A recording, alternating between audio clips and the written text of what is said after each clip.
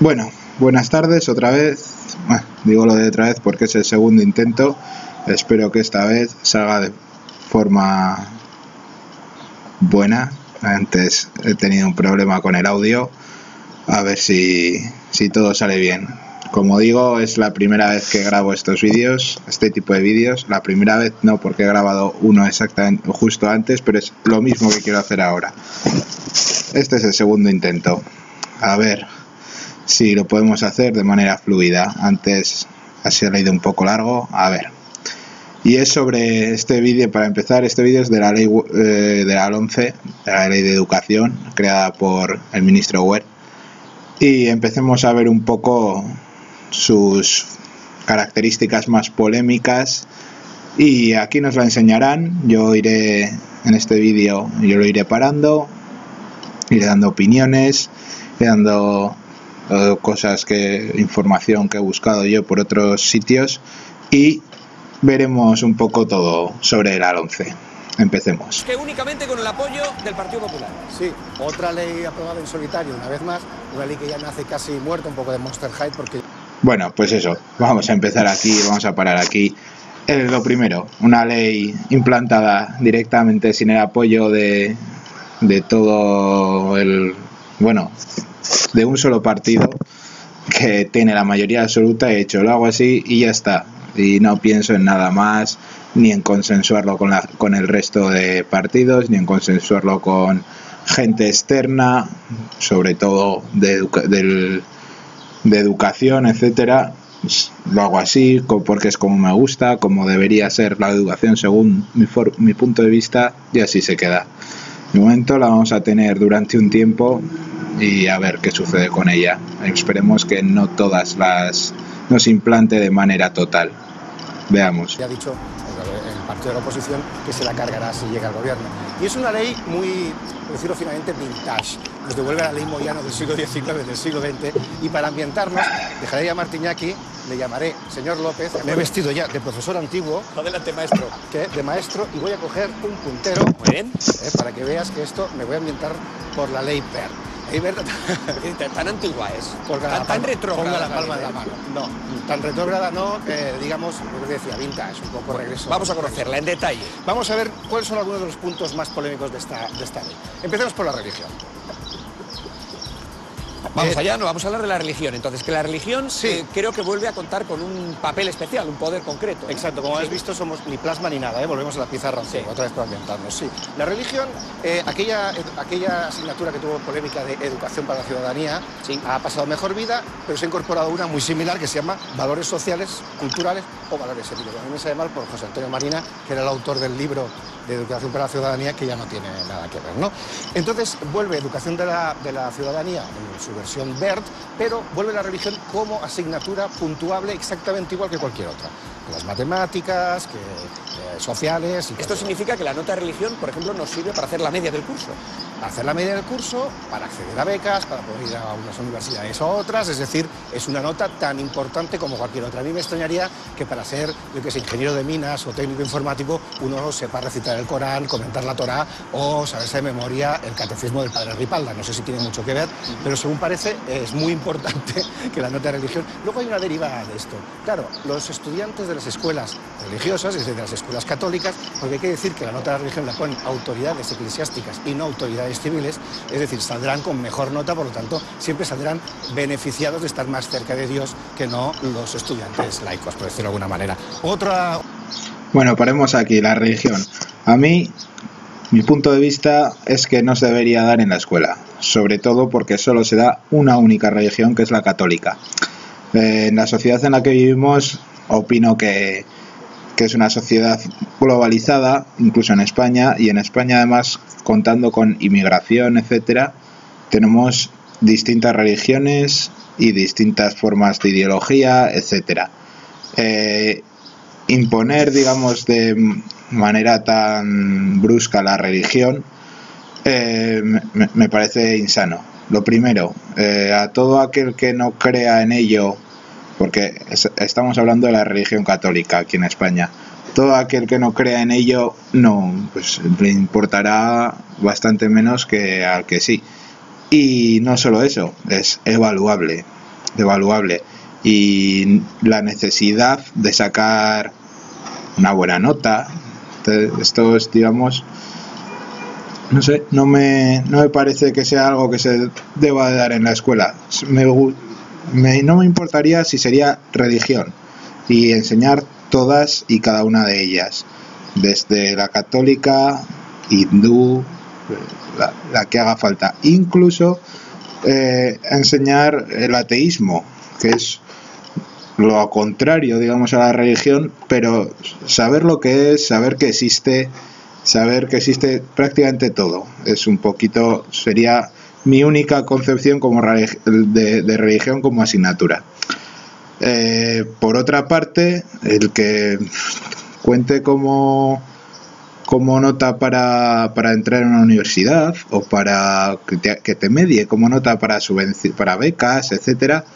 Jolín, es que quien la dé en un colegio católico y se la evalúen sus profesores, etcétera, y le pongan una nota bastante más decente, es que es una forma de subir las notas en colegios católicos, que suelen ser concertados. En este tema me voy a meter ahora un poco más profundamente porque no lo trata del todo en este vídeo, pero da ciertas pinceladas y creo que en este momento es el mejor. Pues eso, que yo que no doy religión y entonces tengo una asignatura menos evaluable o que se evalúa de forma distinta. Por otra parte, los colegios concertados, católicos la mayoría, reciben una gran parte de dinero del Estado, reciben esa subvención como un colegio público. Tienen ese dinero más el dinero de padres y alumnos que estudian en ese colegio, porque en los colegios concertados por norma general hay que pagar, y además incluso podrán contar probablemente con cierta ayuda de empresas privadas, etcétera. ¿Esto qué hace? Pues que claro, si tienes más dinero, normalmente la educación pueda ser mejor. Aparte, un colegio que recibe tanto dinero del Estado, me parece indignante que no tenga ningún sistema de oposición ni de selección de sus profesores más que a dedo. Aparte de que si has estudiado en ese colegio o si eres amigo del director o tu abuela ha hecho mucha ayuda a los curas en su momento, pues te metan respecto a otra persona que igual tiene mejor nota en el grado o es mejor persona o lo que sea.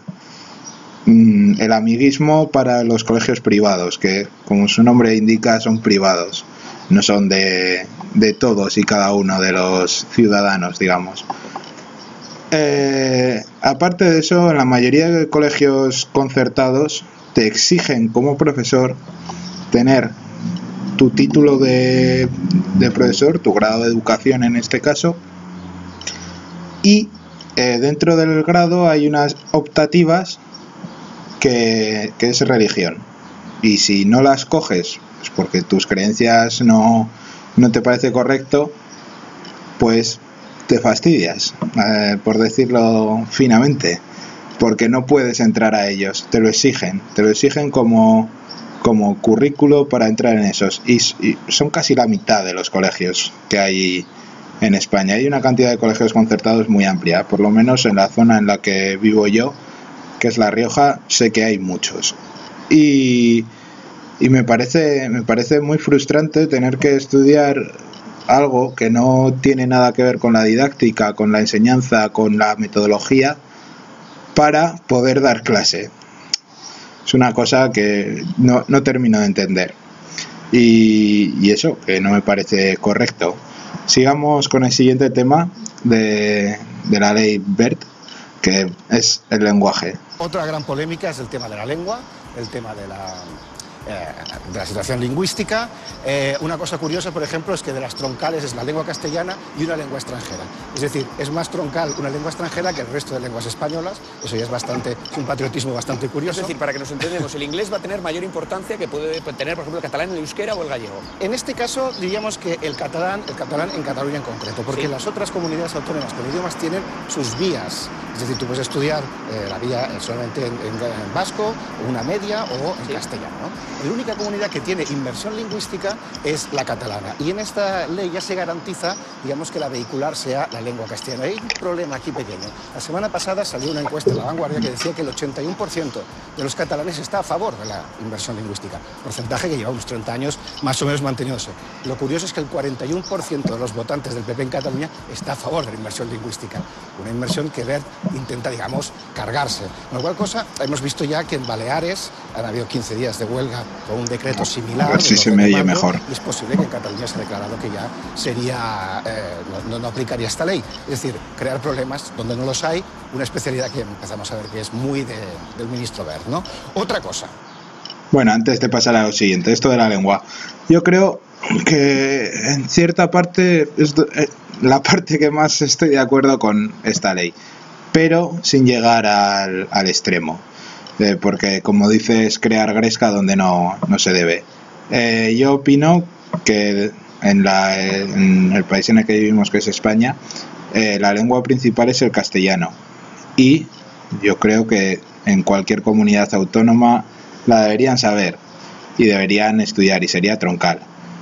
Me parece que las lenguas autonómicas de las comunidades que cuentan con ellas deben ser sin duda asignaturas, deben aprenderla igual, porque es la que se usa, es la que van a usar durante toda su vida o no, según a dónde se dirijan después de estudiar, pero forma parte de la cultura y forma parte del día a día.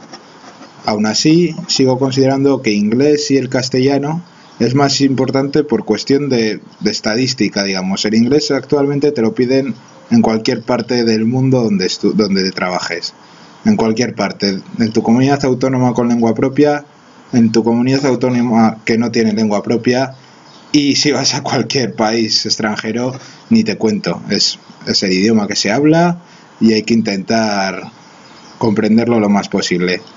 Respecto al castellano, creo que tendría que tener más peso que el resto de lenguas autonómicas, por el simple hecho de que por estadística se habla en más sitios y también se habla en las comunidades autónomas donde tienes esta segunda lengua, por las puertas que te abre, digamos, al mundo laboral, personal y de todo. Hay que saber escribir y hablar correctamente inglés, castellano y cualquiera de las lenguas que tengan en su comunidad. Me parece que es necesario que también las conozcan, pero no tan es necesario, pero no tan importante como puede ser el castellano y el inglés. Es mi punto de vista. Como digo, me parece también muy importante que sus lenguas autonómicas las aprendan y sepan utilizarlas de manera lo más correcta posible. Vamos a continuar. Discriminación sexual. O segregación por sexo. Segregación por sexo, sí. Catalán sexo, estamos en un momento un poco duro de la... ¿Me vas siguiendo, señor López? Sí, perfectamente, señor profesor. Perfecto. Pues, ¿qué ocurre? Hay escuelas que, estudian las niñas y estudian los niños por separado. Hasta aquí ningún problema. Dos sentencias del Tribunal Supremo decían que no era legal que el Estado ayudara a este tipo de educación, porque es una educación que, que el padre la quiere escoger, los padres la quieren escoger, me parece muy bien, pero el Estado no debe favorecer este tipo de discriminación. No se subvencionaba a los colegios segregados por sexos. Evidentemente. Sin embargo, ahora el texto dice: en ningún caso la discriminación por sexo podrá implicar trato menos favorable. Quiere decir el señor Wert que las escuelas que discriminan por sexo sí que podrán acceder a ayudas del Estado.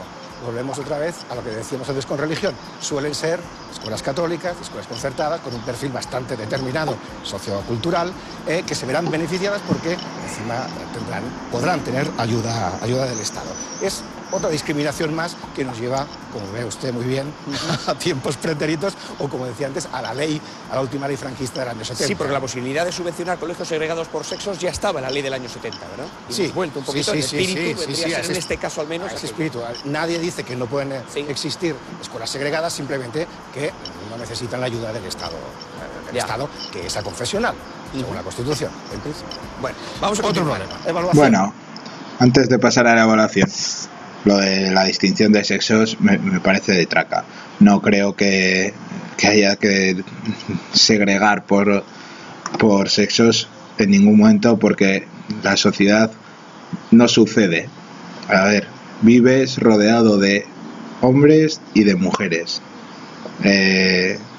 Si no, durante la infancia es una época donde pasas mucho tiempo rodeado de tus compañeros, y fuera de eso pasas el tiempo con tu familia, con lo cual hay que entender al resto de personas, ya sean hombres y ya sean mujeres, que tú como persona quieres mandar a tu hijo a un colegio que segrega por sexo. Para eso están los colegios privados, igual que hay otros colegios privados que tienen distinta ideología o metodología que no está tan afirmada en la sociedad actual o en la educación actual. Y para eso están los colegios privados, para dar soluciones a ese tipo de necesidades. Pero lo de segregar por sexos me parece ridículo, es cómico incluso. Es que vives rodeado de los dos géneros. Esto no puede ser así. Hay que socializarse y hay que entender todo y hay que vivir en una sociedad igualitaria, y esto no ayuda para nada a ello. Y que encima sean subvencionados, es que es volver a los años 70, como decía, a la ley del 70, la última ley franquista. Es que es muy duro oír eso, ¿eh? A mí por lo menos me lo parece. Bueno, vamos a seguir con lo siguiente, que también es bastante hemos visto que es una norma divertido. Viejuna, pero hay otro espíritu que alimenta la ley Wert, que es el espíritu de autoridad. No nos sorprendería eso, ¿eh? Usted me va siguiendo, ¿verdad, perfectamente, señor López? Muy bien. Nuevas evaluaciones. Van a estar controlando a los niños desde primero. En tercero de primaria ya va a haber lo que llaman ellos detección de problemas. En tercero de primaria va a haber una reválida, digámoslo así. Bueno, un examen de control. Una especie de control a ver quién es una oveja negra o una oveja blanca y a ver un poco qué problemas dan los niños. Estamos hablando de la edad un poco de Bart Simpson. Sí, sería en torno a los 8 o 9 años. Mira, esto es que es el estrés que le das a un niño porque tiene que hacer un examen que le determine si va a ser bueno o malo, si va a ir con los alumnos más aventajados o menos, con 9 años. 9 años. Nosotros en la universidad vivimos estresados porque tenemos un montón de exámenes y un montón de trabajos, y porque necesitamos una nota para conseguir el aprobado.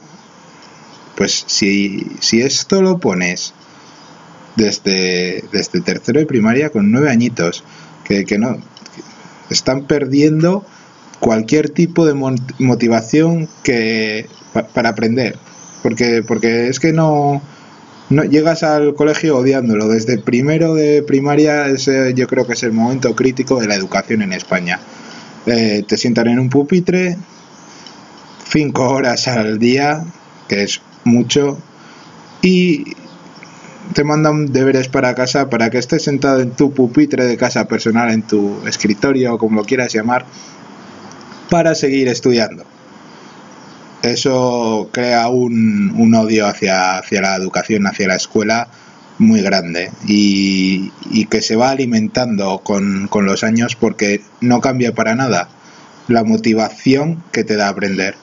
No tienes ninguna, simplemente la mayoría del temario es memorístico, no le encuentras una utilidad clara fuera de la escuela, ves que que aprendes nada más que porque te obligan. Vas obligado, vas sin motivación, como he dicho, sin felicidad.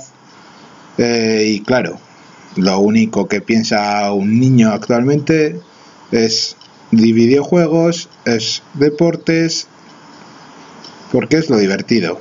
Y si no le das un carácter lúdico a la escuela, sin dejar de enseñar siempre, no creo que sirva para nada. Con lo cual, esto de una reválida o examen de control o como lo quieras llamar, a los 9 años es demasiado duro. Tercero de primaria, vendría a ser. Es decir, es bastante segregador en ese sentido, porque uno no puede evaluar cómo será una persona de mayor a esa época, ¿no? Se trata un poco de... Aparte, que me he dejado esto, en tercero de primaria puedes ser un niño un poco más vaguete, o yo qué sé, y cambiar el año siguiente, o que vayas con cualquier tipo de retraso, vamos a decir, a nivel educativo, pues, o porque en casa no te pueden ayudar, o porque te cuesta un poco más aprender algunas cosas, y segregarlos en los listos y los tontos en una escuela. Imagina una escuela con 2 clases, el tercero de los listos o el cuarto de los listos y el cuarto de los tontos. Eso sería, es que para echarles de comer aparte, el recreo sería una batalla campal. Es dar demasiado estrés. Esto no me parece de las peores cosas de la ley. Cantar, el que vale, y el que no, lo vamos apartando del sistema. Es un poco la idea general de fondo, ¿no? Hay otra cosa que también ha cambiado y es terrible, es tremenda, ¿no? Escoger si te vas a FP o si te vas a hacer el bachillerato. Hasta ahora eso se hacía en el cuarto de eso, se va a hacer un año antes, en tercero de eso, es decir, más inmaduro. De todas maneras, este cambio, para implementarlo, necesita un presupuesto y solamente tienen 229 millones de euros, que ya los sindicatos del ramo han dicho que es absolutamente insuficiente. Esto ya lo veremos más adelante, que la ley Wert propone muchísimos cambios y no tiene dinero para pagarlos. Pero, en fin, hay otra cosa también. Esto, elegir la FP todavía antes. Yo, en mi caso, la FP... Yo hice FP medio y FP superior. ¿Qué tienen que ver la una con la otra? Nada. Elegí mi carrera de trabajo, digamos, con 16 años. Fíjate, 16 años. Este ya es casi un adulto, ya puede trabajar. Con 16 años no sabes lo que quieres. No piensas en nada que tenga que ver con la educación, sino es un poquito, como he dicho antes, por obligación, que vas a tener una vida mejor si estudias. No piensas en aprender, piensas en trabajar mejor o peor. Claro, yo repetí tercero de la ESO y dije, pues no voy a hacer un bachillerato porque va a ser muy duro. Después, ahora mismo me estoy sacando una carrera, con lo cual creo que me hubiese podido ahorrar mucho tiempo y empezar a hacer una carrera mucho antes. Con 16 años dije, a ver qué grado cojo. Electricista, que piden mucho. Mecánico, que piden mucho. Cocinero, que está ahora, además, cuando yo lo hice, empezaba Ferran Adrià y toda esta gente a salir a la luz. Pues me gusta mucho, voy a estudiar. Son 2 años que, no voy a decir que los he tirado a la basura porque me han sido muy útiles, he aprendido mucho y he trabajado de ello, pero no es mi vocación. Mi vocación ahora mismo, yo creo ya con mi edad que no cambiaré de pensamiento, y es la educación. Es la educación y quiero trabajar de ello. Y eso, con 16 años pues elegí una carrera de trabajo que no, una vía, que es un grado medio de cocina, que no era lo que yo quería trabajar toda mi vida. Y eso te das cuenta cuando ya eres un poquito más mayor. No puedes pedirle a un niño que busque una vía de trabajo, una salida laboral o una salida hacia más estudios porque lo primero, normalmente se van a decantar por la salida más corta, que va a ser la FP. Luego, cuando sus compañeros terminen el bachillerato, él va a estar trabajando, bueno, entre comillas va a estar trabajando, va a poder trabajar, digamos, y sus amigos aún les van a quedar por lo menos 4 años de estudio. Y claro, pues le das una salida tan fácil que ¿quién no la va a coger? Esto pues sigue pues con la segregación y no me parece para nada útil. Bueno, sigamos. De aquí las evaluaciones, que se permite que esos rankings que hacen sobre si los niños van bien o van mal sean públicos. ¿Qué ocurrirá? Que puede haber competencia, cierta mercantilización entre las escuelas donde los niños tienen buenos rankings y los niños tienen malos. Y una derivada bastante más peligrosa, guetificación. Es decir, las escuelas donde los niños tienen muy malas notas, pues se conviertan en guetos. Es decir, hasta ahora no se publicaban estos rankings. No se publicaban. Y ahora se vuelven a publicar. Exacto, se hacían rankings de manera interna, cada colegio necesitaba saber eso, pero bueno, no se tenían por qué publicar. Ahí lo exhiben para que haya como competitividad entre escuelas, cosa que digamos en escuela primaria y secundaria es absolutamente innecesario, yo creo, ¿no? Muy bien, continuamos. Otro asunto. Nos iríamos ahora con el bachillerato. Sí, señor, que también la palabra nos lleva... Sí, nos retrotrae a tiempos pasados, sí, cierto. ¿No se siente usted un poco más, digamos... Yo es que soy un producto de la EGB y me pierdo mucho en el tema de bachillerato. No, yo también soy de la EGB. Qué bien. Bueno, en fin. Bachillerato. Solo se podrá repetir una vez por curso. Se puede pasar con 2 suspensos. Volveremos a aquellas imágenes que tú llegabas a clase en quinto o en sexto y había un señor con barba que era el repetidor que te pegaba collejas constantemente. Más o menos un poco lo que decíamos antes. No sé cómo coger el puntero, pero bueno, vamos a hacerlo así. Un poco lo que decíamos antes. Se trata básicamente de decantar cuanto antes mejor los que valen, los que sí que pueden, y los que no valen, pues enviarlos, digamos, a una sección orillada del sistema educativo, ¿no? Más sobre el mismo tema. Autoridad. Van a reforzar la autoridad en las escuelas, pero van a reforzar también la autonomía de los centros educativos. Eso está muy bien. En Estados Unidos los centros educativos son tremendamente autónomos. Deciden qué parte del temario pueden aplicar, de qué manera y ese tipo de cosas. Eso está muy bien si la autonomía está hecha pues con el AMPA, con la comunidad docente, con el director, con los alumnos, si se pacta estaría muy bien. Lo que ocurre es que aquí se va a hacer autonomía, pero con el señor director. Se va a reforzar la figura del señor director que decidirá y que mandará. En detrimento, quiero pensar, de las asociaciones de padres y madres y de los alumnos. Es decir, va a aumentar el poder, la autoridad de este director. Va a aumentar un director que será un poco designado, que estará allí, no será consensuado. Claro, la educación en España es tremendamente compleja. Hay desde aldeas rurales hasta colegios llenos de inmigración, de ricos, de pobres. Es decir, era mucho más interesante autonomía con consenso que no autonomía con más autoridad, yo creo. Pero en fin, otro tema que es... Bueno, antes de nada, es una breve... Lo que dice es que si no tienes en cuenta a la sociedad más directa de la escuela, al entorno, a las familias y a los propios alumnos, es que no sabes lo que pasa. Y no tiene, bajo mi punto de vista, no tiene ningún sentido. Pero bueno, esto funciona así y esperemos que durante muy poco tiempo. Sigamos. Muy interesante también de esta ley Wert que toca y que es la formación profesional. Muy bien, vamos allá, vamos con la FP. Como la nueva FP. Bueno, una nueva FP... Espera un poco, profesor. Vamos a hacer una cosa, señor Baños. Si le parece, vamos a entrar ahora de pleno en la nueva FP. Perdón, ahora que tendría que haber hecho levantar la mano. Sí, lo sé, pero es que el tiempo nos apremia. En unos minutos vamos a hablar de las becas. ¿Es cierto que ha subido el montante para becas? Ha bajado un 7%, no solamente la FP, sino la enseñanza secundaria. El presupuesto. Escuela Oficial de Idiomas, FP, ha bajado un 7%, y eso es muy curioso, porque resulta que mucha gente que abandonó los estudios primarios porque se iba a trabajar, ahora intenta volver a la FP y se encuentra con una FP disminuida, o al menos no aumentada, y luego que no está muy bien coordinada con el mundo laboral. Eso que siempre se dice, vamos a ver como los alemanes y tal. Todo eso sigue un poco así. Bueno, respecto a esto,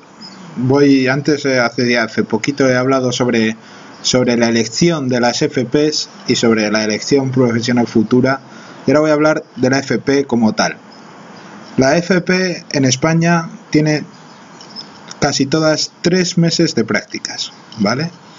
En el instituto, donde te enseñan la formación profesional, te enseñan tu profesión de manera un poco utópica, de manera un poco muy idílica, en la que hay ciertas cosas que aprendes y se supone que son así, pero no.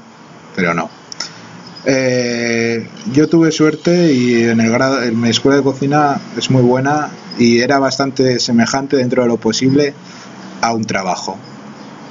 Pero yo entiendo que un mecánico, por ejemplo, sale con conocimientos muy básicos, pero en 3 meses de prácticas no terminas. Ves además que es algo totalmente distinto a lo que has estudiado y sales con 3 meses de prácticas, de experiencia.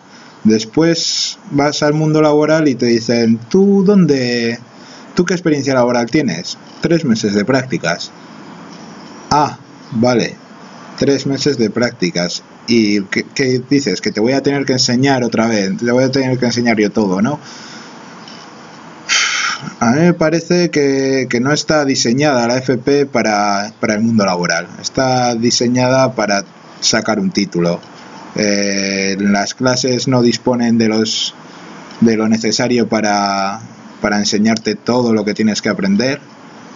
No se asemejan a la realidad que puede haber en un taller, en una empresa de electricidad, en un laboratorio, en una carpintería, en lo que sea, en una cocina, como fue mi caso, que sales de la escuela haciendo muchas cosas, teniendo mucha imaginación, muchos planes de futuro, digamos, y el primer trabajo que tienes, bueno, no el primer trabajo, las prácticas, no aprendes lo necesario, o te usan como un becario. Esto es lo de los becarios, es que, claro, eres un trabajador gratis que utilizan las empresas, se te rifan porque van a tener un puesto menos que cubrir, o si en pequeñas empresas y tal, me van a quitar el trabajo sucio, igual que voy a tenerlo al de administración sirviéndome el café o sirviendo a los clientes, atendiendo a los clientes en una tienda de chuches. Esto yo lo he visto, estar haciendo unas prácticas y estar de dependiente en una tienda de chuches, en una tienda de ropa, en lo que sea.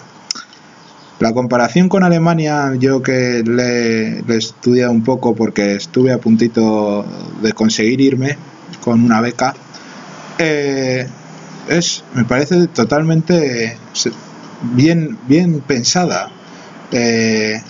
Las prácticas, las FP son de 3 años en vez de 2, y las prácticas las realizas prácticamente desde el minuto 0.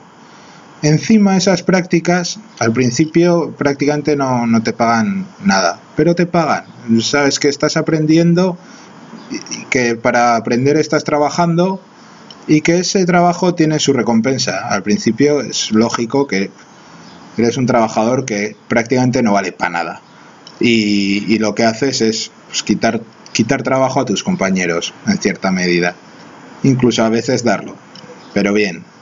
Pero ves reforzado tu aprendizaje, y después el segundo año, por ejemplo, ya vas cobrando un poco más. Realmente en un segundo año ya quites bastante esfuerzo a tus compañeros, incluso prácticamente, si eres un poco avispado, cubras un puesto de trabajo.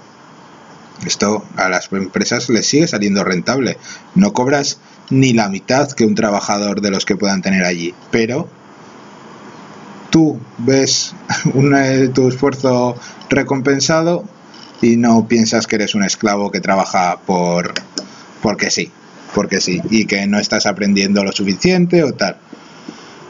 Son 3 años, el tercero, pues eso, ya empiezas a cobrar, ni parecido, seguimos como un trabajador, pero lo compaginas. Tienes 3 años de prácticas, 3 años de experiencia, 3 años sabiendo lo que haces.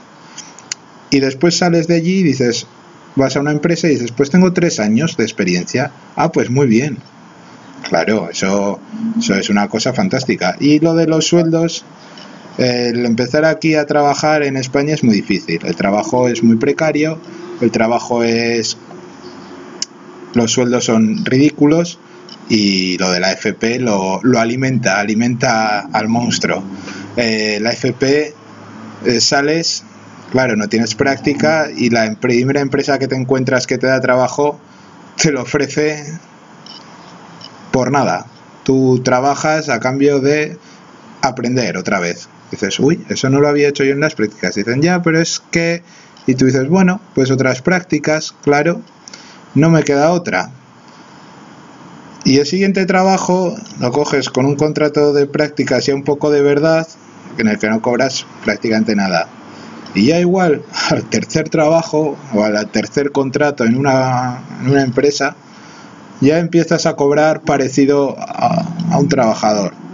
Y ya cuando ya llevas 2 años en la empresa, empiezas a cobrar como un trabajador. Que cobrar como un trabajador en España tampoco es cobrar mucho, es lo suficiente para vivir. Y la FP lo refuerza cada día más. Una pequeña cosa, ¿Sí? Entre las partidas un poco perdidas, lo que se llama servicios complementarios de la enseñanza, han desaparecido 18,5 millones de euros que iban destinados a ayudar a la compra de libros de texto. Eso las familias me entenderán perfectamente que esos 18 millones parecen poco, pero son muy importantes. O sea, no es que hayan bajado, han desaparecido. Esa partida en concreto para libros de texto de ayuda ha desaparecido. Vamos a otra continuar. cosa, nuevas ideas del señor, más control del ministerio. Esto quiere decir que los contenidos el ministerio los va a controlar, 65 en las comunidades que tienen lengua propia y 75 en las lenguas que no lo tienen. Quiere decir que el ministerio es mucho más listo que las comunidades autónomas que han sido votadas por los ciudadanos de cada comunidad autónoma, ¿no? Y se considera que él puede un poco regular todos los contenidos. O sea, que el ministro de Educación va a tener ahora más poder que las propias autonomías. Claro, pero a la hora del temario, digamos. Sí, pero claro, eso es, digamos, las autonomías han sido votadas y cada autonomía conoce, si le interesa o no, ese tipo de temario. Otra cosa. Vamos ya a acabar un poquito con esta ley BER, conclusiones, apréndaselas porque estos son para examen. Sí. No me gustaría verlo en septiembre, bueno, el programa sí. Voy a procurar. Vamos allá, ¿cuáles son las conclusiones por Bueno, lo tanto? recuperar las reválidas, ¿Sí? Adelanta la segregación de alumnos, como hemos comentado, favorece la escuela concertada, la religión es computable, suprime educación de la ciudadanía, pero la sustituye, es decir, prácticamente nada, y va a tener, digamos, conflictos con las comunidades autónomas. Una cosa simplemente, los presupuestos son de 2.150 de educación de este año, ha subido un 10%, pero siguen siendo más bajos que los del 2010. Y una cosa que nos pasa en España, o nos pasamos o nos quedamos. La ley LOE de Zapatero tenía 5.600 millones de presupuestos. Tablets para todo el mundo. Sí. Y esta solamente 1.335 que difícilmente la van a hacer aplicar. O sea, ni tanto ni tampoco. Dejamos aquí esta octava reforma de la ley educativa de la democracia y nos vamos a ir con un tema fundamental, las becas. Sí, porque las becas constituyen el 67% de becas y ayudas. En general, 67% del presupuesto del Ministerio de Educación. ¿Ha subido lo destinado a las becas? Ha subido un 21%. Voy a dar la luz, que creo que se me está yendo. O sea, 1.411 millones ha subido. Es una cifra realmente importante. Lo que ocurre es que tiene cierta trampa. Porque han subido las becas, pero esta trampa es muy graciosa. Le gustan todos los trucos y ha hecho ciertos trucos, ¿no? Porque por un lado suben las becas, pero también suben todo tipo de tasas, ¿no? O sea, más tasas y más becas. Este truquillo que utiliza es para después poder ir a los programas y decir, hemos subido las becas, levanta la cabeza y lo hace así. Y ahí después otro truco que utiliza con las becas que es muy gracioso. Claro, esto es un poco absurdo, porque sacas dinero de las familias y se la devuelves en forma de becas. Sería mucho más sencillo, digamos, quitar las tasas, hacerlo más barato y necesitar muchas menos becas. Entonces parece que aumentan las becas, pero es con el dinero que han recaudado con las tasas. Hay una pequeña trampa. Y luego hay una siguiente trampa que es bastante curiosa, que es que van bajando el número de becarios. El año pasado bajaron 24.000 número de becarios. ¿Qué ocurre? Que han puesto unos límites, 5,5 el año pasado. Y este año van a poner una nota de 6,5 más el 100% de los créditos aprobados en las asignaturas que no sean científicas. Me parece que es un 85% en las científicas. ¿Qué ocurre? Resulta que, claro, hay más dinero para becas, pero es más difícil obtener una beca. Con lo cual pueden pasar dos cosas. Que a cada becario le toque más dinero, Con lo cual habría lo absurdo de que el que tiene una beca consigue mucho más dinero y puede prosperar mucho más. Un poco la idea esa que decimos, el que no valga, Sí. el que no pueda acceder, vaya más para abajo. O otra cosa, que se limite la cantidad de dinero por beca y entonces, como las condiciones son difíciles... Mira, ahora es cuando ponen ejemplo, pero antes de nada voy a hablar de ese 6,5 de nota para que te den una beca. Amigo, el que no sea capaz de... o no es que no sea capaz. A ver, quien tiene dinero, digamos, sin decir, es así. Quien tiene dinero puede sacar un 5 y tener el mismo título que vas a tener tú, exactamente el mismo. No te va a poner en el título, si no te vas en el expediente sí te lo pone, pero en el título no te va a poner nada de que este tío ha sacado un 5 y tú has tenido que sacar casi un 7 para conseguirlo. Nada más que para optar a él, ¿eh? No, ya no te digo para más, sino para optar. Tienes que sacar un 6,5 de nota. Esto me parece, pues eso, para segregar. Quien no pueda pagarlo y no tenga un refuerzo, por ejemplo, asignaturas como inglés que se piden tanto y que suelen, o matemáticas, que suelen costar mucho. Suele costar mucho el sacarlas porque durante la educación anterior que has tenido no las has trabajado de una manera tan bien, tan óptima, y claro, pues ir a una particular igual no te lo puedes permitir, y hay otras personas que sí. Esto es que ya es que un 6,5 es mucha nota. Bueno, no es mucha, es justita, pero no puedes ir ni con un 6, que ya es una nota decente. No, a quien no tiene dinero más te vale ponerte las pilas y no salir de casa ni tener vida social, porque vaya, si no igual te quedas sin beca, y sin beca no estudias, amigo. Yo, en mi caso es ese. Yo, si no consigo una beca, no estudio. ¿Por qué? Pues porque no me lo puedo permitir. Imagínate que nada más que tengo que pagar la matrícula, 1.000 euros de matrícula, más el piso, más todas las fotocopias, más cualquier material que necesite de estudio. Uy, cuidado que ahí te vas a mucho dinero. Y no todo el mundo se lo puede permitir. Y sobre todo en los tiempos que corren, que las familias están en paro. No me termina de cuadrar esto. Además, este 6,5 de nota, dicen que han aumentado las becas, sí. Se ahorran mucho dinero con este 6,5 de nota. Se la dan a menos gente y sobra dinero. Qué fácil es este juego. Eso, 6,5 de nota no nos permite más que la segregación entre, vamos a decir, ricos y no tan ricos. Y es así, y es muy triste.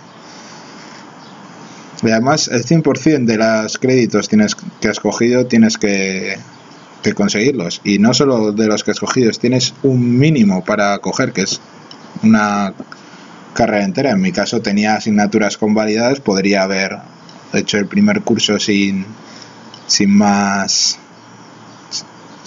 dificultad y ya está. Pero tengo que coger asignaturas de otros cursos, tener la dificultad de que no te cuadren horarios, etcétera. Son cosas que no me gustan. Y sacar un 6,5 de nota, pues bueno, y menos mal que en La Rioja el 6,5 es para los que suspenden una. Con un 6 aprobando todas les vale, yo creo, o por lo menos no sé si es en La Rioja o es que aún no han terminado de implantar esta ley. Bueno, seguimos, ya veréis. Esto me hace mucha gracia, que dan más becas y se ahorran dinero. No sé cómo lo hacen. Hay menos becarios, Sí. aunque haya más dinero, sobraría dinero. O sea, es como en los premios literarios, que queda desierto. O sea, ese que dinero. podría sobrar dinero de Bueno, esas claro, becas. porque si tú dices, Claro, bueno, no claro, han por lo caras que están ahora de conseguir. están Claro. caras de conseguir, hay más dinero, están caras de conseguir, lo siento, ese dinero no os corresponde. Esos son dos peligros que la comunidad educativa está advirtiendo de que si se aplicara la ley Wert podría pasar con las becas. Es decir, hay mucho más dinero, pero ese dinero no se va a repartir de la manera en que en principio debería repartirse. Ahora me gustaría conocer exactamente cuánto cuesta estudiar. Bueno, ahora, a partir de ahora, son una serie de datos que da sobre el precio de créditos, el precio de tasas universitarias, etcétera, en toda España. Y después compara el dinero que se gasta España por alumno y año en comparación con otros países. Os las voy a mostrar así sin que hablen ellos mucho, porque para no liarnos tanto, que ya el vídeo es largo. Y por ejemplo se ve un aumento en casi toda España. Estos son los que más han aumentado. Y se ve pues que hay comunidades en las que ha aumentado bastante la tasa de cada curso, y esto aumenta más todavía en la universidad. Aquí se ve que el primer y segundo ciclo pues, solo aumenta un 1,9%, pero claro, el grado, que es la universidad, la carrera, ha aumentado un 42,1%. Es una cosa muy bruta. Todas las familias no se pueden permitir una enseñanza que ya no es obligatoria, como es el grado.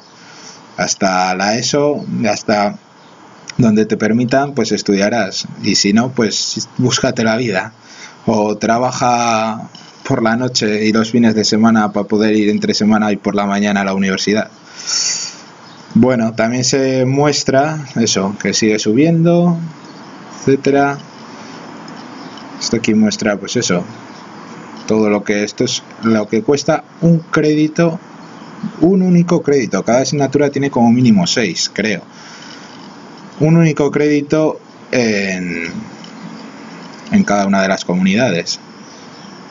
Aquí se muestran, eran las más caras, estas son las más baratas. A ver si conseguimos que se vean un poco mejor. Por ejemplo, País Vasco, 13 euros el crédito. Ni tan mal en comparación con los 33 que había por aquí.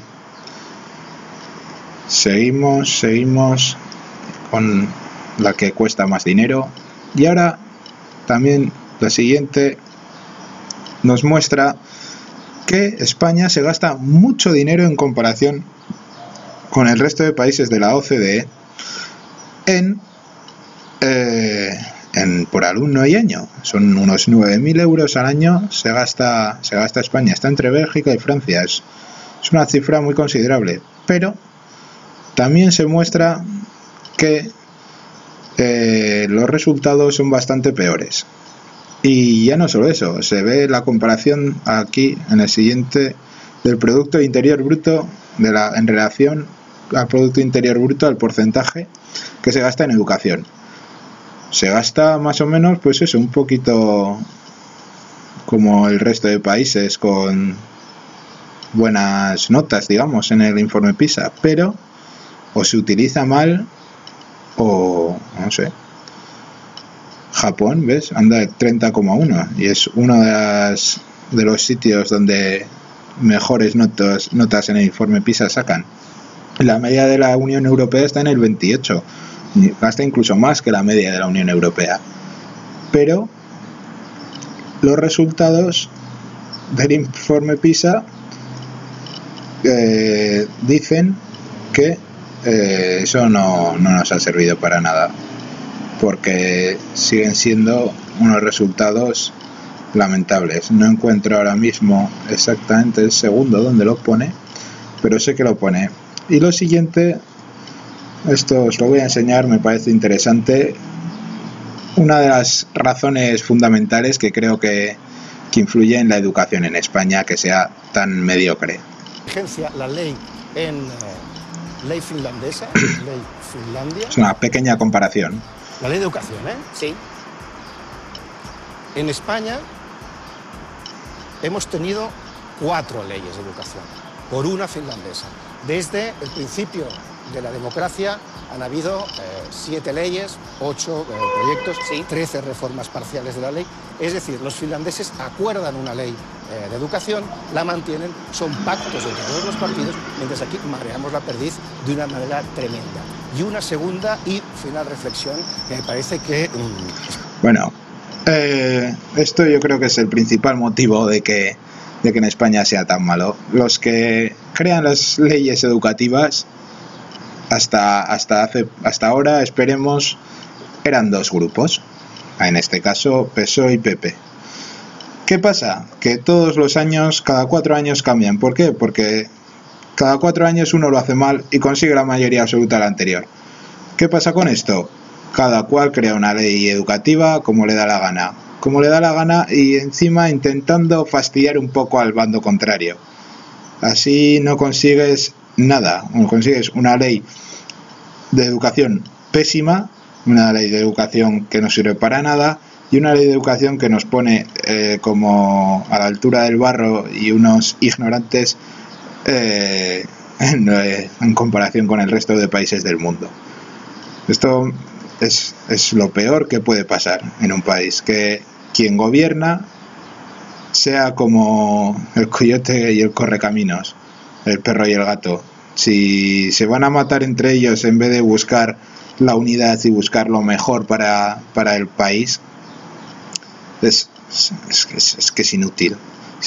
Esperemos que esto cambie y que se consiga una ley un poco más igualitaria, un poco no igualitaria, sino consensuada, que no solo la decida entre los políticos, que los educadores, todo lo referente al sistema educativo, tenga una responsabilidad en ello y que se consiga, yo qué sé, yo querría ver una ley que dure más de 8 años, yo qué sé, pues yo como estudiante habré vivido por lo menos 3 o 4 leyes o más, no sé, desde primaria, desde infantil. Es que una vez llegas a la ESO ya te empiezan a marear, no sabes qué asignaturas tienes que coger porque el año siguiente igual ya no te vale, porque vas a tener que hacer la PAU y esta que has dado de optativa ya no existe, o quieres optar a la beca y antes tenías que coger X créditos, ahora estos, y ¿por qué no me avisas antes? No sé, es marear la perdiz, es marear a los alumnos, es fomentar el odio hacia la política y hacia la educación. Y eso no es bueno para nada. La democracia es algo muy bueno y la educación es algo muy bueno. Pero en este país se hacen las dos cosas muy muy mal. A continuación, así como un breve final, como estaban comparando aquí con Finlandia, voy a poner otro vídeo, el final de un vídeo que te muestra las claves de Finlandia. Para ser maestro. Vamos a ver, así. Mira, vamos a empezar desde Este es aquí. George Malatti, toda una eminencia de las matemáticas en Finlandia. Los estudiantes canarios han tenido la oportunidad de escuchar las claves para que los niños finlandeses sean los mejores preparados del mundo. La idea está en el buen ambiente que se crea en Finlandia, en la situación que tienen los profesores de respeto total y principalmente el buen ambiente que hay en las aulas y en todo el sistema educativo en Finlandia. Very well respected. Solo un 8% de esos niños abandona los estudios. En España, 1 de cada 3. En Finlandia, la educación es gratuita. Tienen el mismo profesor los 6 primeros años de escuela y la carrera de magisterio es la más dura del país. Bueno, pues como vemos, son unas pequeñas pinceladas de cómo funciona la educación en un país con un notable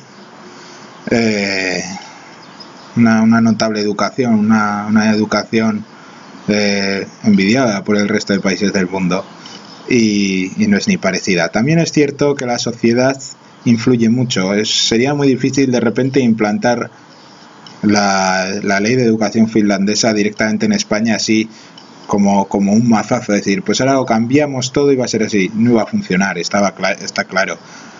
Pero hay que intentar que esa pescadilla que se muerde la cola se deje de morderla y poder llevar un ciclo que nos lleve a algo parecido a eso, ese respeto, a esa continuidad, a eso todo. Y hay que intentar eso, que la sociedad y la educación no sea algo que se vaya retroalimentando hacia mal, que es lo que está pasando tristemente. Y eso, nada más. Como educador intentaré solucionar esto en la medida de lo posible y que mis futuros alumnos sean personas honradas en un futuro.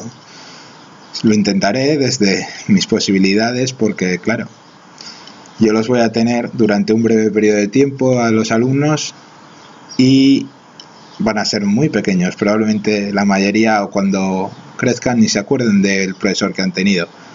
Pero espero inculcar lo suficiente para que esto se vaya modificando poco a poco. Bueno, un saludo y hasta aquí el vídeo. Espero que os haya gustado y que os haya sido de manera un poco didáctica y de saber lo que pasa. Un saludo y hasta la próxima.